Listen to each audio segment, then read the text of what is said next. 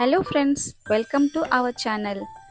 చేపల కూర ఎంతో టేస్టీగా, ముక్క మెత్తగా లేకుండా కొంచెం గట్టిగా, గ్రేవీ కూడా హోటల్ స్టైల్లో చేపల కూర ఎలా చేయాలో, అలాగే జొన్న రొట్టెలు చపాతీ కన్నా పలచగా, ఇంకా పూరిలాగా పొరలుగా ఎలా పొంగేటట్లు చేయాలో ఈ వీడియోలో చూసేద్దాం. చేప ముక్కల్ని ముందుగా కడిగి దాంట్లో కొంచెం రాళ్ళ ఉప్పు, నిమ్మరసం పిండి మనం దాన్ని కడిగినట్లయితే స్మెల్ రాకుండా ఉంటుంది. అలాగే దానిపైన కొద్దిగా మసాలా, ఉప్పు, కారం చల్లి ఒక అరగంట తర్వాత ఫ్రై చేసుకోవాలి. ఆయిల్లో ఫ్రై చేసుకోవచ్చు, ఇలా ఎయిర్ ఫ్రైయర్లో కూడా చేసుకుంటే ముక్క అనేది మనం గ్రేవీలో వేసినప్పుడు మెత్తబడకుండా టేస్టీగా వస్తుంది కూర. అవి వేపిన తర్వాత ఒక కడాయిలో 2 ఆనియన్స్ని ఇలా పీసెస్లా కట్ చేసి కొద్దిగా వేగించిన తర్వాత మిక్సీ జార్లో గ్రైండ్ చేసుకోవాలి. ఇక్కడ నేను కొంచెం అల్లం ముక్క, కొద్దిగా వెల్లుల్లి, మనం వేయించుకున్న ఆనియన్స్ కూడా వేసి పేస్ట్లా చేసి పెట్టుకోవాలి. కర్రీస్లో మనం ఫ్రెష్ అల్లం వెల్లుల్లి వాడితే కర్రీ కూడా ఇంకా కొంచెం టేస్ట్ అనేది మనకు ఎన్హాన్స్ అవుతుంది. ఇలా మిక్స్ చేసుకున్న ఈ పేస్ట్ని మళ్ళీ కొద్దిగా కడాయిలో ఆయిల్ తీసుకొని మసాలా దినుసులు, 2 బే లీవ్స్ చిన్నవి, చెక్క, లవంగ, మెంతులు వేయాలి. మెయిన్గా ఈ ఫిష్ కర్రీలో ఎప్పుడు చేసినాము మెంతులు అనేది వేసుకోవాలి.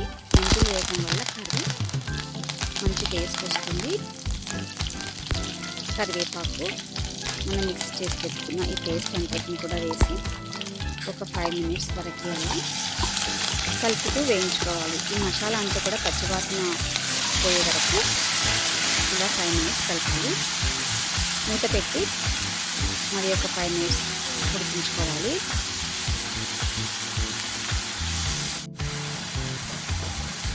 ఫ్రెండ్స్, మన ఛానల్ని ఇంకా సబ్స్క్రైబ్ చేయనట్లయితే ఇప్పుడే సబ్స్క్రైబ్ చేసి ఒక లైక్ అయితే ఇవ్వండి. అలాగే ఇంకా డయాబెటిక్ దోశ ప్రీమిక్స్ పౌడర్ అనేది హైజెనిక్గా తయారు చేయబడి మన ఛానల్ డిస్క్రిప్షన్లో నెంబర్ ఉంటుంది. ఆ నెంబర్కి కాల్ చేసినట్లయితే మీకు కావాల్సిన క్వాంటిటీని బట్టి ప్రైజెస్ ఉంటుంది. మీరు ఎంత కావాలో ఆ నెంబర్కి కాల్ చేసి డీటెయిల్స్ అనేది చెప్పినట్లయితే మీకు పౌడర్ పంపించడం జరుగుతుంది. చాలా హైజెనిక్గా అది ప్రిపేర్ చేయబడింది. వైట్ రైస్ యూజ్ చేయకుండా ఓన్లీ డయాబెటిక్ వాళ్ళకి బెనిఫిట్ అయ్యే ఇంగ్రీడియంట్స్ మాత్రమే దాంట్లో యూజ్ చేశారు. ఈ diabetic instant dosa premix powder ఎవరికైనా కావాలి అంటే డిస్క్రిప్షన్లో ఉన్న నెంబర్కి వాట్సాప్ చేసినట్లయితే మీకు డీటెయిల్స్ అనేది ఎక్స్ప్లెయిన్ చేయడం జరుగుతుంది.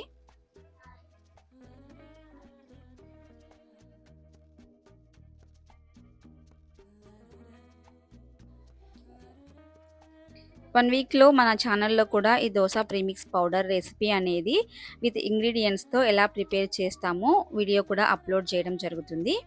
ఇప్పుడు మనం కర్రీలో సాల్ట్, కారం, పసుపు కొద్దిగా, అలాగే గరం మసాలా వేసి కొద్దిగా చింతపండు నీళ్ళను కూడా వేసి తెల్లనించుకోవాలి.